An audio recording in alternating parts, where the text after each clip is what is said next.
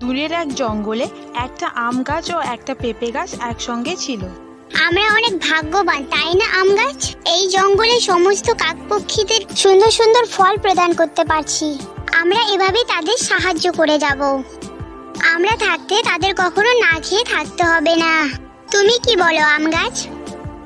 এমন কথা শুনে আম গাছের অনেক রাগ হয়।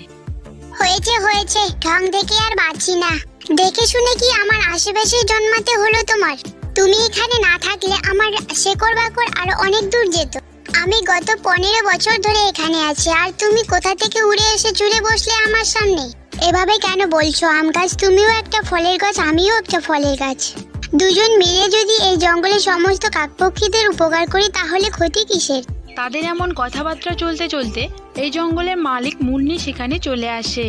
অনেকদিন পর আসায় মুন্নি সেই পেঁপে গাছটাকে এই প্রথমবার দেখতে পায়। আরে পেঁপে গাছ, তুমি এখানে জন্ম নিয়েছো কেন? আমি তো এখানে অন্যান্য ফলের গাছ লাগাবো বলে ঠিক করেছি, তাই জন্য তোমাকে এখান থেকে উপড়ে যেতে হবে পেঁপে গাছ। না না মুন্নি, সে কি কথা? আমিও তো একটা ফলের গাছ। তুমি আমারও তো ফল বিক্রি করে অনেক টাকা উপার্জন করতে পারো। তা কিন্তু মন্দ বলনি। আচ্ছা ঠিক আছে, আমি কাল তোমার পেঁপে বাজারে নিয়ে যাব, কেমন? হ্যাঁ মুন্নি, তবে তাই হোক। কাল সকালে এসে তুমি আমার সব ফল নিয়ে যাও। তাদের এমন কথা শুনে আম গাছের অনেক রাগ হয় আর ভাবতে থাকে কি করে এই পেঁপে গাছের সর্বনাশ করানো যায়, যাতে এই জঙ্গলের মালিক তাকে উপড়ে ফেলতে বাধ্য হয়। এই ভাবতে ভাবতে সেখানে এক কবুতর সেই আম গাছে আম খেতে আসে। ও আম গাছ, তোমার দুটো আম দেবে? আমার খুব খিদে পেয়েছে। আম গাছ মনে করে এই তো সুযোগ। আমি আম দিতে পারি, কিন্তু আমার একটা কাজ করে দিতে হবে। বলো কি কাজ করতে হবে? আম গাছ মনে করে এই তো সুযোগ। তেমন কিছু না, শুধু এই পেঁপে গাছের সমস্ত পেঁপেগুলো তোমাকে ছিঁড়ে ফেলে দিতে হবে। আর এই কাজটা আজকে রাতেই করতে হবে। নাও এবার আমার ডালে বসে তুমি ইচ্ছে মতো আম খেয়ে যাও। কবুতর সেই আম গাছের ডালে বসে তার ইচ্ছে মতো আম খেয়ে সেখান থেকে চলে যায়। একটু পরে সন্ধে পেরিয়ে রাত হয়।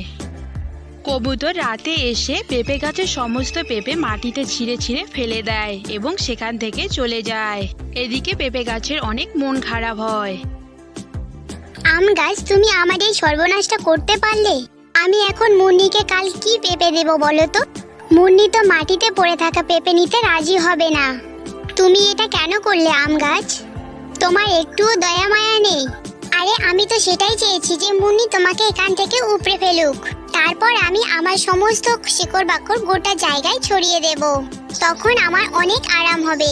তাদের এই সমস্ত কথা টুনি শুনে ফেলে এবং সেখানে আসে। আর পেঁপে গাছকে বলে, পেঁপে গাছ, আমি সমস্ত কথা শুনে ফেলেছি, তুমি কোনো চিন্তা করো না। আমি এই পেঁপের একটা ব্যবস্থা করছি। টুনি সেই পেঁপেগুলোকে একটা ঝুড়ির মধ্যে তুলিয়ে রাখে। তারপর সে সেখান থেকে চলে যায়। তারপর রাত পেরিয়ে সকাল হয়। মুন্নি সেখানে আসতে থাকে আর সেই ঝুড়িটা দেখে বলে, আরে বাহ পেঁপে গাছ, তুমি তো আমার অনেক কাজ কমিয়ে দিয়েছো। আমাকে আর কষ্ট করে পেঁপে পাড়াতে হলো না। যাই হোক, এটা নিয়ে এখন আমি বাজারে যাই। মুন্নি ঝুড়িটা নিয়ে চলে যায়। এত হিংসে করেও আম গাছের কোনো লাভ হলো না।